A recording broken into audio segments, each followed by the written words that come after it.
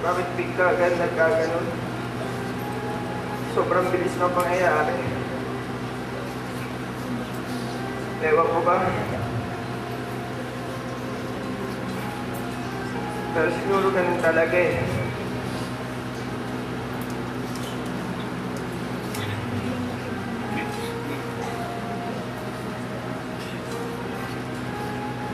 Sana gabayan kayo ng Panginoon natin sa pagpunta sa kanyang kaharian. At nabayang kayo tayo.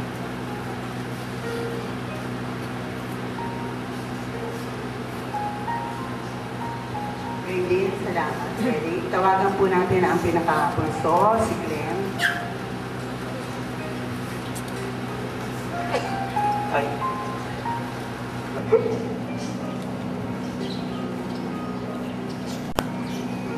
Ay, pag-isang mga hindi na lang alam kung saan na nagbabalik.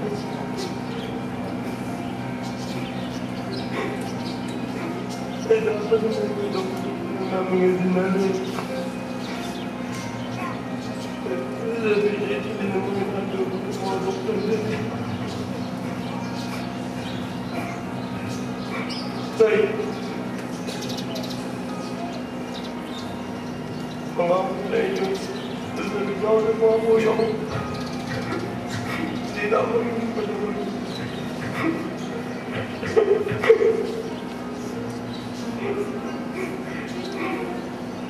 Talagang naman mo. Tayo sumaya mo ngayon. Nandito mga medal. Salamat, Glenn. Sa mga nasaksihan niyo po ng mga patotoo o karanasan po sa mga anak ni Tatay Dodo, tunay nga po na sabi nila, dapat daw po nagkakaanak ng mga lalaki.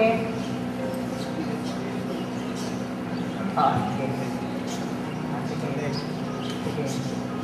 Sige.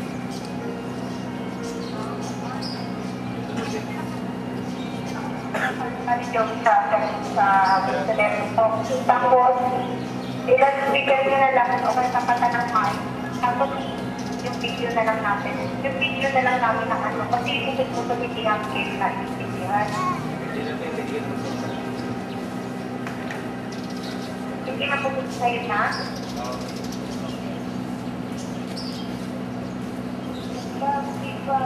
Naka-may i-extend nyo para makita sa kami. Pero sa telephone ako magsasalita. Para magsasalita na ako. Tay, mahal na mahal ka namin. Hindi namin malilimutan yung mga alaala mo. Tapos, hindi ka namin. Tay, maraming salamat sa mga nagbibigay sa akin. Napapapalaki mo sa akin. Napapapaaral. Tapos ikaw ang mga asawa. Hindi ba namin malilimutan tayo? Alam mo, pag-lagi mo inaalala si Glenn. Pangako namin, tutulungan namin siya. At tinanay, alam mo, nag-aalala kayo ang sabi si Nanay ngayon nagkikita na siya. Hanggang!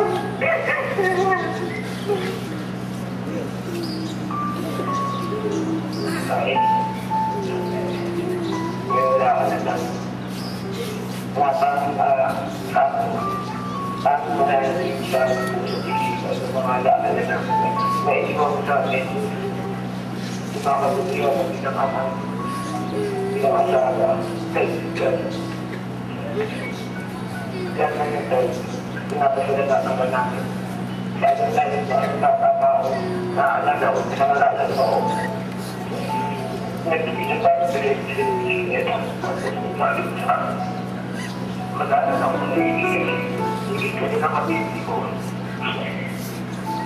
Kaya na yun tayo ang sila sa ikipin.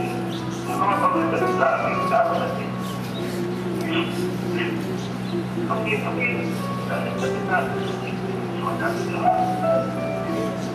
At ang hindi matama ko sa tata. Ang pagkipaglapo sa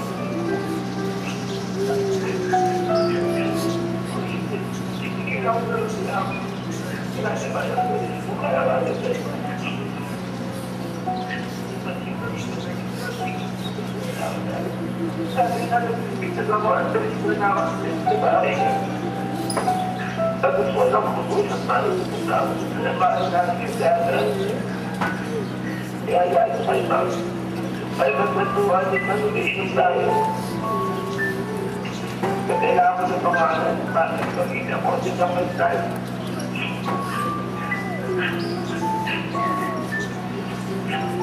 Dahil paano tayo sa tayo. Dahil sana hindi kami nakauligate. Kaya natin, Kaya sa mga kapatid natin, hindi namin sinapamayaan. Pinasukay na tayo kayo dyan yung natin ng pagkakas. Kasi kapay kayo tao. Kahit na dyan kayo, hindi pa kayo nito. Kahit kayo, hindi kayo naman. Kahit mga naman ito natin tayo. Kaya tayo.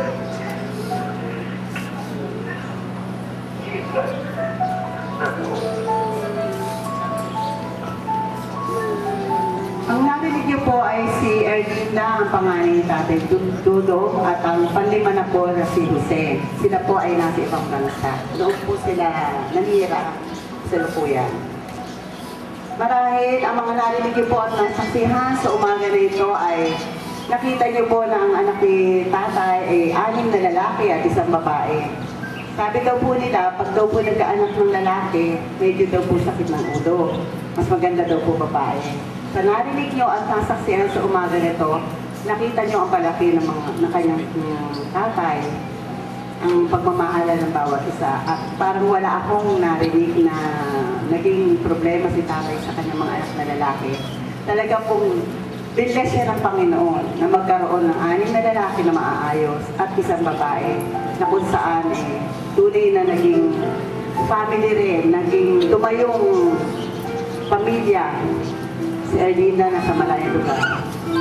Sa ngayon po, marami kayong anak, tunay na kung wala si tatay, ay tunay na ang masasabi po lang sa atin at pinapasabi po sa atin ng Panginoon na kung meron kayo hindi nagawa sa tatay niyo, wala pong dahilan para ituwid niyo sa mga anak niyo. Sa panahon ng pagpapalaki at pagkaaruga niyo. At nariyan si nanay, patuloy na ibuhos niyo ang inyong pagmamahal sa kanya. Kung kulang ang nagawa niyo kay tatay, nariyan si nanay, itodo niyo na lang. Dahil darating ang araw ay talagang magsisisi din tayo. Kaya sabi nga, sa takdang panahon, tinungan si tatay, nariyan naman si nanay. Baka naging pasaway noong mga nakaraang panahon, ipakita ko kay nanay na hindi pa huli ang lahat. At yun lang po. Sa oras na to ay makakarinig po tayo ng special number ng kanyang apo, si Laika. Tawagan po natin siya.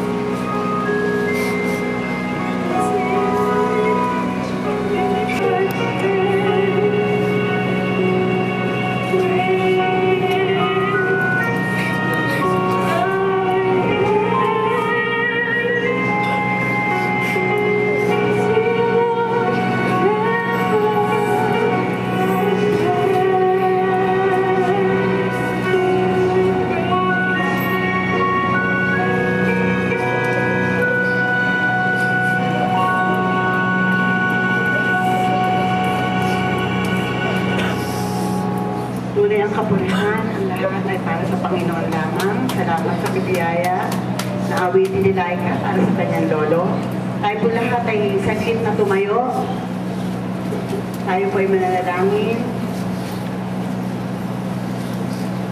Bilang pag-honor po sa ating Panginoon, bigyan po natin sa dali ating mga tayo.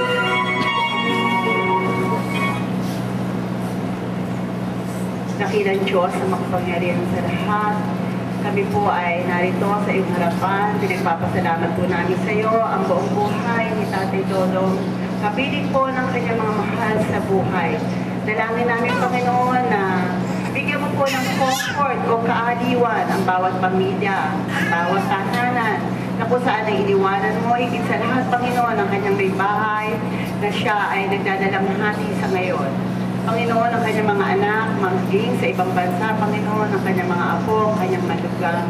Bagamat, Panginoon, masakit po na hindi ka namin makita si Tatay Dodong ng physical, subalit, Panginoon, ang kapayapaan at ang assurance na tunay na ikaw ay nasa kanyang piling na, Panginoon.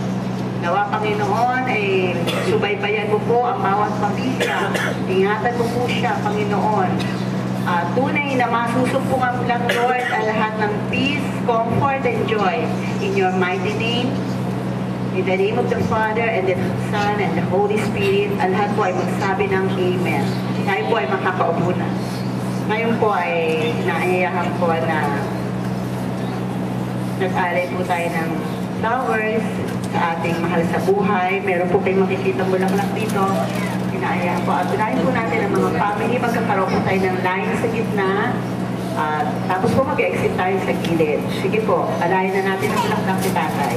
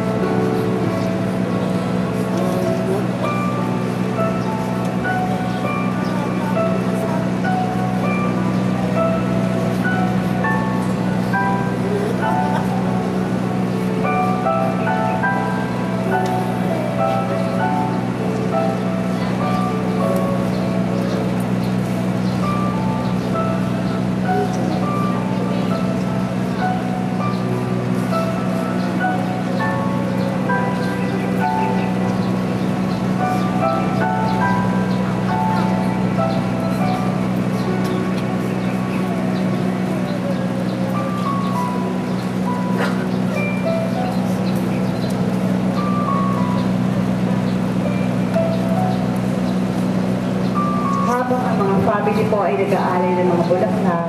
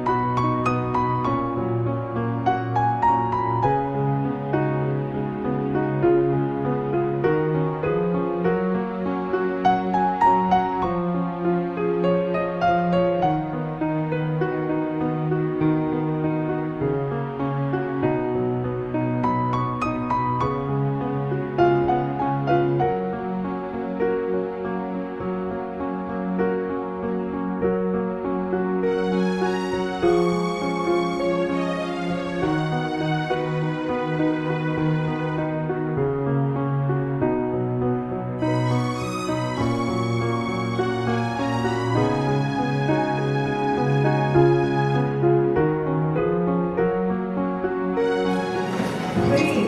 We love you, Tatay Dodong, and we will miss you.